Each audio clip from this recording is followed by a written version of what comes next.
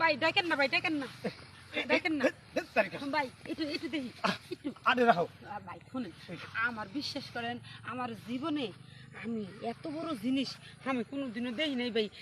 এটা কোন জায়গায় পাইছেন, কিভাবে পাইছেন, এটি দেখি না ভাই। আরে রাখো, কাপড়টা নষ্ট হয়ে যাবো। হ্যাঁ? দাঁড়াও। আচ্ছা, তোমার কি আক্কল জ্ঞান নাই?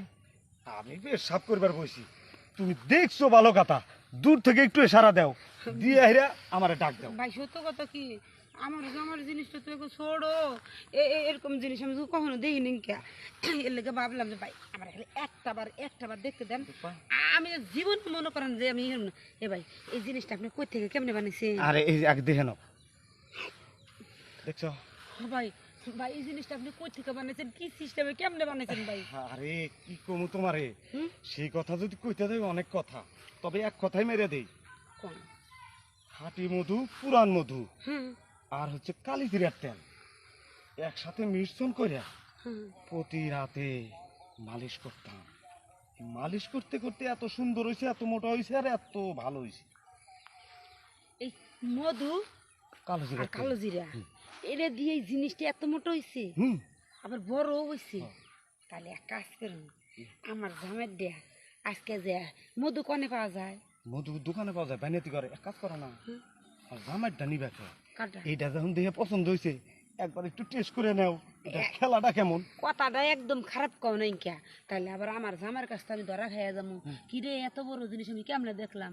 তো অথবা দরকার নাই, মাঝে মাঝে আমি তোমার কাছে আহু, তুমি আমার কামড়া। আচ্ছা ঠিক আছে, তাহলে চলো এখানকার মতো বড়ি, হ্যাঁ এখানকার ভিতরে বড়ি।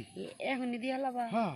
শোনো, এখন না, আমি চেতেছি কি আজকে না, আজকে জিনিসটা দেখছি, দেখে তো পুরো মাথাটা মনে করে যে একবারে হ্যাং ঠিক হয়ে নেই, হ্যাং হয়ে গেছে গা। আজকে বাসায় যাই, বাসায় যাইয়া আমি মনে করি এত বড় জিনিস লোবের গেলে তো মনে করো যে আমার শরীর তো শক্তির দরকার। পরিস্থিতি নিতে হইব। হ্যাঁ। এক কাজ করিও, হুম। তেল নারকেলের তেল মাই খাইছো, তাহলে একটু কষ্ট কম হইব। আর শক্তি যদি না থাকে তখন কি করবো? আরে শক্তি না থাকলে শক্তি আমি দেওয়া পারো। শক্তি দিতে পারবা? হুম। আমিও তাহলে এক গ্লাস দুধ খাইয়া মনে হ্যাঁ। করো তোমার কাছে আয়া পড়বো। দুটা আশির ডিম খাই।